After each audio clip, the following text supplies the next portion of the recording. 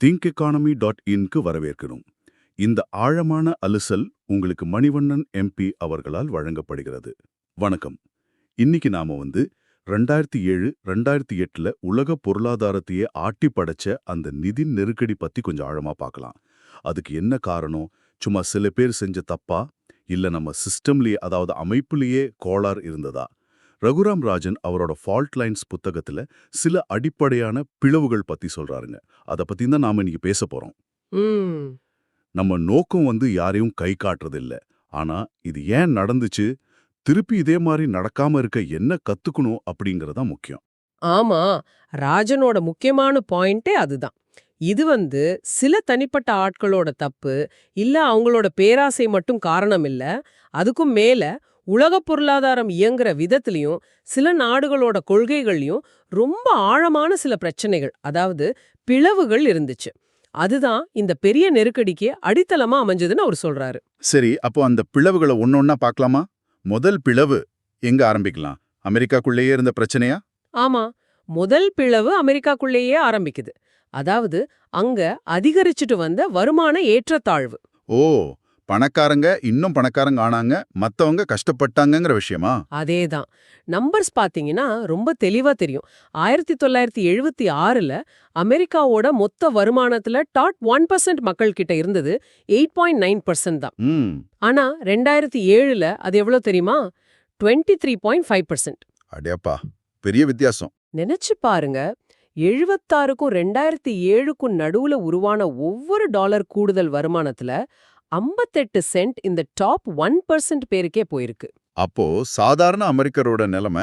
அவங்களோட சம்பளம் பெரிசா ஏறல, வேலை பாதுகாப்பு கம்மியாயிடுச்சு, டெக்னாலஜி வளர்ந்துச்சு, ஆனா அதுக்கு ஏத்த ஸ்கில்ஸ் பல பேர்கிட்ட இல்ல. அதனால நல்ல படிச்ச மேனேஜர் மாதிரி வேலை பார்க்கறவங்களுக்கும் சாதாரண ஃபேக்டரி ஒர்க்கர் மாதிரி வேலை பார்க்கறவங்களுக்கும் சம்பளம் வித்தியாசம் பயங்கரமா அதிகமாயிடுச்சு. சரி, இந்த ஏற்றத்தாழ்வும் மக்களுக்கிட்ட ஒரு கோபத்தை, ஒரு அதிருப்தியை உண்டு பண்ணிருக்குமே, அது சரி. ஆனா இது எப்படி நேரடியா ஒரு நிதி நெருக்கடிக்கு கொண்டு போச்சு? அரசியல்வாதிங்க இதுக்கு என்ன செஞ்சாங்க? ஏன்னா கல்வியெல்லாம் சரி பண்றதுன்னா ரொம்ப நாள் ஆகுமே. அதுதான் இங்க முக்கியமான விஷயம். ராஜன் என்ன சொல்றாருன்னா, அரசியல்வாதிங்களுக்கு இந்த நிலைமை புரிஞ்சுது, மக்களுக்கு உதவி செய்யணும்னு நினைச்சாங்க. ஆனா கல்வி, திறன் மேம்பாடு மாதிரி விஷயங்கள் எல்லாம் ரிசல்ட் கொடுக்க ரொம்ப நாள் ஆகும், கஷ்டமான வேலையும் கூட. ம். அதனால ஒரு சுலபமான வழிய பார்த்தாங்க, ஒரு ஷார்ட்கட் மாதிரி. அதுதான் வீட்டுக்கடன். வீட்டுக்கடனா? புரியலையே. அமெரிக்க கனவு பத்தி பேசினாங்க, எல்லாருக்கும் சொந்த வீடு இருக்கணும்னு. அதனால வீடு வாங்குறதுக்கு கடனை ரொம்ப சுலபமாக்குனாங்க. ஓ, வருமானம் ஏறலைனாலும் பரவாயில்ல, கடன் வாங்கி வீடு வாங்குங்க, சந்தோஷமா இருங்க அப்படிங்கிற மாதிரி. கிட்டத்தட்ட அப்படிதான். இது உண்மையான பொருளாதார பிரச்சனைகளை சரி செய்யாம அதை சமாளிக்கிற மாதிரி காட்டிக்க ஒரு தற்காலிக ஏற்பாடு, ஒரு பெயின் கில்லர் மாதிரி. அப்போ இதுல அரசாங்கத்தோட பங்கு இருக்கே. ஃபேனி மே, ஃப்ரெடி மேக்குன்னு சில நிறுவனங்கள் பேரடிப்படுமே.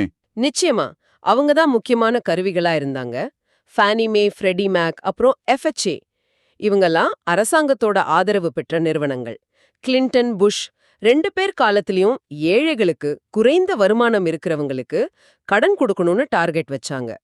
அஃபோர்டபிள் ஹவுசிங் மேண்டேட்ஸ்னு சொல்லி அந்த இலக்குகளை ஏத்திக்கிட்டே போனாங்க. சமூக மறுமுதலீட்டு சட்டம், சிஆர்ஏ பத்தியும் சொல்லுவாங்க இல்லையா? ஆமா, சிஆர்ஏ அமலாக்கத்தையும் தீவிரமாக்குனாங்க.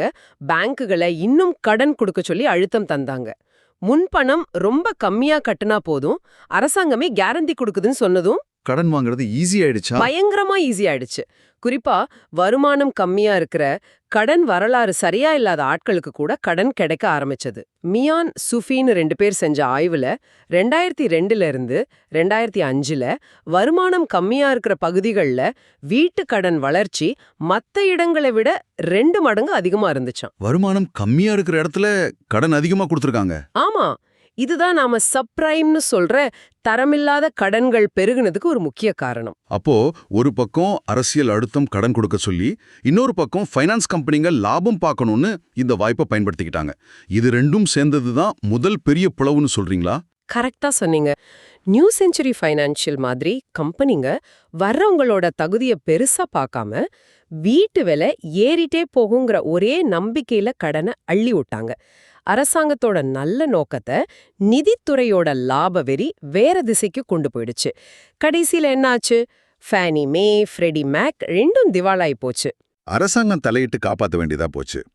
வரி பணம் போச்சு. ஆமா, பல 100 பில்லியன் டாலர் மக்கள் பணம் அதுல போச்சு. இதுதான் முதல் பிளவு. அமெரிக்காக்கு உள்ளேயே உருவான ஒரு பெரிய பிரச்சனை. சரி, அமெரிக்காக்குள்ள இப்படி ஒரு நெருக்கடி உருவாயிட்டு இருந்தப்போ உலக அளவுல வேற என்ன நடந்துச்சு? நீங்க சொன்னீங்க இதுக்கு வெளியே இருந்தும் காரணங்கள் வந்துச்சுன்னு. அதுதான் 2வது பிளவா? ஆமா, 2வது பிளவு சில நாடுகள், குறிப்பா ஜெர்மனி, ஜப்பான், அப்புறம் முக்கியமா சீனா, அவங்க வளர்ச்சிக்காக ஏற்றுமதியை மட்டுமே அதிகமா நம்பியிருந்தது. ஏற்றுமதியா? அது எப்படி ஒரு பிரச்சனையா ஆகும்? எல்லா நாடுகளும் ஏற்றுமதி செய்யதானே பாக்குது. செய்துங்க. ஆனா இவங்க அவங்க பொருளாதார அமைப்பையே ஏற்றுமதிக்காக மாத்தி அமைச்சிருந்தாங்க. அதாவது 2ஆம் உலகப் போருக்கு அப்புறம் இல்ல வறுமையிலிருந்து வெளியே வர்றதுக்காக அரசாங்கமே ரொம்ப உதவி செஞ்சு பெரிய ஏற்றுமதி கம்பெனிகளை உருவாக்குனாங்க, டொயோட்டா மாதிரி. ஆனா இதுக்காக உள்நாட்டுல மக்கள் செலவு பண்றத கன்சம்ஷன் ஒரு மாதிரி கட்டுப்படுத்தினாங்க. உள்நாட்டு தொழில்கள், உதாரணமா பேங்க், ரீட்டைல் மாதிரி துறைகள் பின்தங்கிடுச்சு. ஓ, அப்போ அவங்க பொருள் உற்பத்தி செஞ்சு வெளியே அனுப்புறதுல கெட்டிக்காரங்க. ஆனா அவங்க நாட்டுக்குள்ளேயே அந்த பொருளை வாங்குற அளவுக்கு சக்தி இல்லையா? சரியா சொன்னீங்க. சக்தி இல்லைனோ இல்ல அந்த பழக்கம் இல்லைனோ சொல்லலாம். விளைவு, அவங்க உற்பத்தி பண்ற பொருட்கள் எல்லாம் உலக சந்தையில வந்து குவியுது. ஆனா அத வாங்குறதுக்கு போதுமான தேவை, டிமாண்ட் உலகத்துல இல்ல. இதுக்கு பேரு தான் உலகளாவிய விநியோக பெருக்கம். Global supply கிளட். ஜப்பான் இந்த மாதிரி பாதையில போய் கஷ்டப்பட்டதா சொல்லுவாங்களே. ஆமா, ஜப்பான் ராசா ஒப்பந்த மூலமா எண் மதிப்பை ஏத்தி இத சரி செய்ய பார்த்தாங்க. ஆனா அது அவங்க நாட்டுக்குள்ள சொத்து மதிப்பை பயங்கரமா ஏத்தி விட்டு அசெட் பபிள், அப்புறம் பல வருஷம் பொருளாதாரம் வளராம நின்னு போச்சு. Last decades. சீனாவும் இதே மாதிரி தானா? சீனாவும் கிட்டத்தட்ட அதே பாதை தான். உள்நாட்டு நுகர்வு குறைவு, ஆனா ஏற்றுமதி அதிகம், அரசாங்க முதலீடு அதிகம். இதனால உலக அளவுல ஒரு பெரிய சமநிலையின்மை, இம்பேலன்ஸ் உருவாகுது. சில நாடுகள், அதாவது சீனா, ஜெர்மனி மாதிரி நாடுகள் தொடர்ந்து ஏற்றுமதி செஞ்சு டாலரை சேமிச்சுக்கிட்டே இருக்காங்க, ட்ரேட் சர்ப்ளஸ். அமெரிக்கா மாதிரி நாடுகள் அந்த பொருட்களை வாங்கி கடன் வாங்கி இறக்குமதி செஞ்சுக்கிட்டே இருக்காங்க, ட்ரேட் டெபிசிட். ஓ, அப்போ இது இன்ட்ரெஸ்டிங்கா இருக்கே. முதல் பிளவு, அதாவது அமெரிக்காவோட கடன் வாங்குற பழக்கம், அதுக்கு இந்த 2வது பிளவு, அதாவது மத்த நாடுகளோட சேமிப்பு பழக்கம் ஒரு வகையில தீனி போட்டிருக்கு. அமெரிக்காவுக்கு கடன் தேவைப்பட்டுச்சு, சீனா மாதிரி நாடுகள் கிட்ட கடன் கொடுக்க பணம் இருந்துச்சு. ஆமா, ரெண்டும் ஒன்னோடொன்னு சம்பந்தப்பட்டது. சரி, இப்போ அடுத்த கேள்வி, இந்த சேமிப்பு பணம் எப்படி அமெரிக்காவுக்குள்ள வந்துச்சு? இங்குதான் 3வது பிளவு வருதா? அதாவது இந்த பணப்பரிமாற்றத்துக்கு பயன்பட்ட வெவ்வேறு நாடுகளோட நிதி அமைப்புகள், ஃபைனான்சியல் சிஸ்டம்ஸ் மோதுனது. கரெக்ட். 3வது பிளவு இதுதான். இத புரிஞ்சுக்க 2 விதமான நிதி அமைப்புகளை பத்தி ராஜன் சொல்றாரு. ஒன்னு, அமெரிக்கா, இங்கிலாந்துல இருக்கிற மாதிரி வெளிப்படையான சட்டத்திட்டங்கள் அடிப்படையிலான ஒப்பந்த முறை அமைப்பு. Arms length system. இதுல எப்படி பணம் போகும்? இங்க தகவல்கள் எல்லாருக்கும் கிடைக்கும். கம்பெனிகள் நேரடியா ஷேர் மார்க்கெட், பாண்ட் மார்க்கெட் மூலமா முதலீடாளர்கள் கிட்ட இருந்து பணம் வாங்குவாங்க. சட்டத்திட்டங்கள் தெளிவா இருக்கும். சரி, இன்னொரு வகை, அது பல ஆசிய நாடுகள், வளரும் நாடுகள்ல இருக்கிற உறவு அடிப்படையிலான அமைப்பு. உறவு அடிப்படையிலா? அது எப்படின்னா? இங்க தகவல்கள் அவ்வளவு வெளிப்படையா இருக்காது. பணம் பெரும்பாலும் வங்கிகள் மூலமா தான் போகும். நீண்ட கால பிசினஸ் உறவுகள், சில உள்வட்ட குழுக்கள் முக்கியமா இருப்பாங்க. வெளிநாட்டு முதலீட்டாளர்களுக்கு உள்ள என்ன நடக்குதுன்னு சரியா தெரியாது. அப்போ 1990கள்ல ஆசிய நிதி நெருக்கடி வந்தப்போ என்ன ஆச்சு? இந்தோனேஷியா மாதிரி நாடுகள் பாதிக்கப்பட்டாங்களே. ஆமா, 1997, 98 ஆசிய நிதி நெருக்கடி அவங்களுக்கு ஒரு பெரிய பாடத்தை கத்து கொடுத்துச்சு. அவங்க என்ன புரிஞ்சுக்கிட்டாங்கன்னா, இந்த வெளிநாட்டுல இருந்து வர்ற பணம் ரொம்ப நிலையற்றது, ஃப்ளைட்டி கேபிட்டல்னு சொல்லுவாங்க. சட்டுன்னு வந்துடும், சட்டுன்னு போயிடும். அதேதான், நல்லா இருக்கும்போது முதலீடு வரும், சின்னதா ஒரு பிரச்சனை வந்தா உடனே பணத்தை எடுத்துட்டு ஓடிடுவாங்க. அந்த நெருக்கடியில இந்தோனேஷியாவோட பொருளாதாரம் ஒரே வருஷத்துல கால்வாசி குறைஞ்சு போச்சு. பயங்கரம். அதனால அவங்க ஒரு முடிவு எடுத்தாங்க. இனிமே இந்த வெளிநாட்டு பணத்தையோ IMF மாதிரி அமைப்புகளையோ ரொம்ப நம்பக்கூடாது, நம்ம கையில காசு இருக்கணும்னு நினைச்சாங்க. அதுக்கு என்ன பண்ணாங்க? அவங்க உள்நாட்டு முதலீட்டை குறைச்சிக்கிட்டாங்க, ஏற்றுமதியை இன்னும் அதிகமாக்குனாங்க. அதுக்கு வசதியா அவங்க நாட்டு பணத்தோட மதிப்பை வேணுமென்றே டாலருக்கு எதிரா குறைச்சே வச்சிருந்தாங்க. Under valued currency. இதனால அவங்க கிட்ட டாலர், யூரோ மாதிரி வெளிநாட்டு பணம் மலை மாதிரி குவிய ஆரம்பிச்சது. இதை ஒரு பாதுகாப்பு நிதியா ஃபாரின் எக்ஸ்சேஞ்ச் ரிசர்வ்ஸ் வச்சுக்கிட்டாங்க. நாளைக்கு ஏதாவது பிரச்சனை வந்தா சமாளிக்கலான்னு.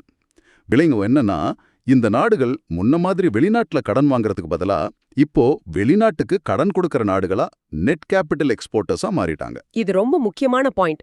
அவங்க கஷ்டப்பட்டு சேமிச்ச இந்த பணம் சும்மா இருக்காதே, அது எங்கேயாவது முதலீடு செய்யணும் இல்லையா? ஆமா, அவங்களுக்கு தெரிஞ்ச இல்ல அவங்க நம்பின பாதுகாப்பான இடம் எது?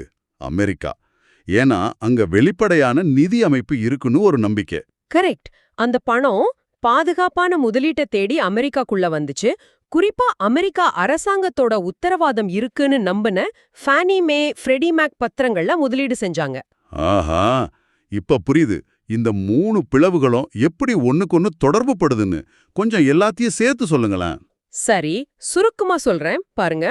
1. அமெரிக்காவுக்குள்ள அரசியல் காரணங்களுக்காக சுலப வீட்டுக்கடன் கொள்கை, முதல் பிளவு. 2. சீனா, ஜெர்மனி மாதிரி நாடுகள் ஏற்றுமதி செஞ்ச அளவுக்கு அதிகமா சேமிச்சு வச்ச பணம், இரண்டாவது பிளவு. 3. அந்த சேமிப்பு பணம் பாதுகாப்பு தேடி அமெரிக்காவோட வீட்டுக்கடன் சந்தைக்குள்ள வருது. இதுக்கு காரணம் அந்த நாடுகளோட உறவுமுறை நிதி அமைப்புகளும் அமெரிக்காவோட வெளிப்படையான நிதி அமைப்புகளும் மோதுனது, மூன்றாவது பிளவு. இப்போ அமெரிக்காவோட கடன் தேவையும் உலகத்தோட சேமிப்பு பெருக்கமும் ஒன்னா சந்திக்குது. இதுக்கு நடுவுல அமெரிக்காவோட ஃபெடரல் ரிசர்வ் வட்டி விகிதத்தை ரொம்ப கம்மியா வச்சிருந்ததும் ஒரு காரணம்னு சொல்றாங்களே. ஆலன் கிரீன்ஸ்பான் பத்தி பேசுவாங்களே, கிரீன்ஸ்பான் புட்டுன்னு. அதுவும் ஒரு முக்கியமான காரணி. .com பங்குச்சந்தை சரிவுக்கு அப்புறம் 2001 தாக்குதலுக்கு அப்புறம் பொருளாதாரம் வளர்ந்தாலும் வேலைவாய்ப்பு சரியா உருவாகல, ஜாப்லெஸ் ரெக்கவரி. அதனால பொருளாதாரத்தை எப்படியாவது தூண்டணும்னு ஃபெடரல் ரிசர்வ் வட்டி விகிதத்தை ரொம்ப நாளைக்கு குறைச்சலாவே வச்சிருந்தாங்க. கிரீன்ஸ்பான் புட்டுனா என்ன? அது ஒரு நேரடியான கொள்கை அறிவிப்பு இல்ல. ஆனா சந்தை ரொம்ப விழுந்தா ஃபெட் தலையிட்டு வட்டிய குறைச்சு காப்பாத்துங்கிற மாதிரி ஒரு நம்பிக்கை முதலீட்டாளர்கள் மனசுல உருவாகிடுச்சு. இதனால என்ன ஆச்சு? இதனால ரிஸ்க் எடுத்தாலும் பரவாயில்ல, கடைசியில ஃபெட் பாத்துக்குங்கிற ஒரு தைரியம் வந்துருச்சு. நிதி நிறுவனங்கள் இன்னும் துணிச்சலா ரிஸ்க் எடுக்க ஆரம்பிச்சாங்க. அப்போ இந்த குறைஞ்ச வட்டி விகிதம், வெளிநாட்டிலேருந்து வந்த பணம், இதெல்லாம் சேர்ந்து அமெரிக்க வீட்டுகளின் சந்தையை ஊதி பெருசாக்கிடுச்சு. ஆமா, ஒரு பலூன் மாதிரி ஊதி பெருசாக்கிடுச்சு. இந்த நிலைமை ஃபைனான்ஸ் கம்பெனிகளுக்கு கொண்டாட்டமா இருந்திருக்குமே. அவங்களோட பங்கு என்ன இதுல? ராஜன் என்ன சொல்றாரு? அவங்க சும்மா சூழ்நிலைக்கு ஏத்த மாதிரி போனாங்களா, இல்ல அவங்களே பிரச்சனையை அதிகமாக்குனாங்களா? ராஜன் சொல்றது என்னன்னா, நிதித்துறையில இருந்த ஊக்கத்தொகை முறைகள், இன்சென்டிவ் ஸ்ட்ரக்சர்ஸ் தான் பிரச்சனையை ரொம்ப பெருசாக்கிடுச்சு. அதாவது எப்படி லாபம் பாக்குறாங்க, எப்படி போனஸ் வாங்குறாங்கங்கிற சிஸ்டம். அது எப்படி? குறிப்பா வால் அபாயம், டேல் ரிஸ்க் எடுக்கிறதுக்கு அது ரொம்ப வசதியா இருந்துச்சு. வால் அபாயம்னா? வால் அபாயம்னா சாதாரணமா அந்த ரிஸ்க் நடக்காது, 99% நடக்காது. ஆனா அந்த 1% நடந்துட்டா விளைவு பயங்கரமா இருக்கும், பெரிய நஷ்டம் வரும். ஆனா குறுகிய காலத்துல அந்த ரிஸ்க் எடுக்கிறது மூலமா நிறைய லாபம் காட்டி பெரிய போனஸ் வாங்கிடலாம். அந்த 1% நடந்துட்டா அப்ப பாத்துக்கலாங்கிற மனப்பான்மை. இதுக்கு ஏதாவது உதாரணம் சொல்றாரா? ஒரு பழைய உதாரணம் சொல்றாரு. 18ஆம் நூற்றாண்டுல ஜெனீவால இருந்த பேங்கர்ஸ் என்ன பண்ணாங்கன்னா, பிரெஞ்சு அரசாங்கம் வெளியிட்ட ஆயுட்கால ஆண்டு தொகைகள் வாங்கினாங்க. அதுல இருந்து ஓட்டைய பயன்படுத்தி ரொம்ப நாள் வாழ்வாங்கன்னு தெரிஞ்ச நல்ல ஆரோக்கியமா இருந்த இளம் பெண்கள் பேர்ல முதலீடு செஞ்சாங்க. அப்புறம் அந்த முதலீடுகளை எல்லாம் ஒன்னா தொகுத்து செக்யூரிட்டைஸ் பண்ணி மத்தவங்களுக்கு வித்து லாபம் பார்த்தாங்க. அடேங்கப்பா, அதே மாதிரிதான் இங்கேயும் நடந்துச்சா? கிட்டத்தட்ட அதே மாதிரி தான். இங்க என்ன பண்ணாங்க? தரம் குறைஞ்ச வீட்டு கடன்கள், அதாவது சப்ரைம் கடன்கள். சரியா? கடன் கட்ட முடியாதவங்க வாங்கின கடன்கள். ஆமா, அந்த கடன்களை எல்லாம் ஒன்னா சேர்த்தாங்க. அதை வச்சு மார்ட்கேஜ் பேக்ட் செக்யூரிட்டிஸ், MBSன்னு புதுசா ஒரு நிதி பத்திரம் உருவாக்குனாங்க. இது ஆபத்தான கடன்களோட தொகுப்பு தானே? ஆமா, ஆனா ஸ்டாண்டர்ட் அண்ட் பூர்ஸ், மூடிஸ் மாதிரி கிரெடிட் ரேட்டிங் ஏஜென்சிஸ் என்ன பண்ணாங்க தெரியுமா? இதுக்கு AAA ரேட்டிங் கொடுத்தாங்க. என்னது? AAAனா ரொம்ப பாதுகாப்பானதுன்னு அர்த்தமே. ஆமா, எப்படி ஆபத்தான கடன்களை வச்சு பாதுகாப்பான முதலீடு மாதிரி காட்டினாங்க பாருங்க. இதுக்கு பேர் தான் செக்யூரிட்டைசேஷன். நியூ செஞ்சுரி ஃபைனான்ஷியல் மாதிரி கம்பெனிங்க வீட்டு விலை ஏறிட்டே இருக்குங்கிற ஒரே நம்பிக்கையில கடன் வாங்குறவரோட தகுதியை பத்தி கவலையே படாம கடன் கொடுத்தாங்க. அப்புறம் அதை இப்படி MBSஆ மாத்தி வித்துட்டாங்க. ரிஸ்க் அடுத்தவங்க கைக்கு போயிடுச்சு. அப்போ பணம் சம்பாதிக்கிறது மட்டும்தான் குறிக்கோளா இருந்தப்போ இந்த அமைப்புல இருந்த ஓட்டைகள் எல்லாம் நிதித்துறையை தப்பான வழியில போக வச்சிருக்கு. நிச்சயமா. இதோட சேர்ந்து எல்லாரும் செய்யறதையே செய்யற மந்தை நடத்தை, பெரிய போனஸுக்காக ரிஸ்க் எடுக்கிறது, ரிஸ்க் மேனேஜ்மெண்ட் சிஸ்டம் சரியா வேலை செய்யாதது, ரேட்டிங் ஏஜென்சிகளோட தப்பான மதிப்பீடு, இது எல்லாம் சேர்ந்து தான் நெருக்கடியை இவ்ளோ மோசமாக்கிடுச்சு. ஆக நாம இன்னைக்கு பேசின விஷயங்களை ஒரு தடவை தொகுத்து பார்த்தா, அமெரிக்காவுக்குள்ள இருந்த வருமான ஏற்றத்தாழ்வு, அதுக்கு தீர்வா வந்த சுலப வீட்டுக்கடன், இது பிளவு. உலக அளவுல சில நாடுகள் ஏற்றுமதியை நம்பி சேமிச்ச பணம், அதனால வந்த வர்த்தக சமநிலையின்மை, இது 2வது பிளவு. சரி. இந்த பண பரிமாற்றத்துக்கு உதவிய ஆனா ஒன்னோடொன்னு முரண்பட்ட வெவ்வேறு நிதி அமைப்புகள், இது 3வது பிளவு. கரெக்ட். இது எல்லாத்தையும் அமெரிக்கா ஃபெடரல் ரிசர்வோட குறைஞ்ச வட்டி விகிதமும் நிதித்துறையோட லாப நோக்கமும் ஊக்கத்தொகைகளும் சேர்ந்து இன்னும் ஊதி பெருசாக்கி கடைசியில 2008ல பெரிய நெருக்கடியில கொண்டு போய் விட்டுடுச்சு. சரியா, ரொம்ப சரியா சொன்னீங்க. ராஜனோட முக்கியமான வாதமே இதுதான். இந்த நெருக்கடிக்கு காரணம் சில வில்லன்கள் மட்டும் இல்ல, அமைப்பிலே இருந்த ஆழமான குறைபாடுகள் தான் காரணம். அந்த குறைபாடுள்ள அமைப்புக்குள்ள ஒவ்வொருத்தரும் அவங்கவங்க சூழ்நிலைக்கு ஏத்த மாதிரி லாபம் தரக்கூடிய மாதிரி ரேஷனல் ஆக்ஷன்ஸ் நடந்துகிட்டது தான் இந்த பயங்கரமான விளைவுக்கு காரணம்.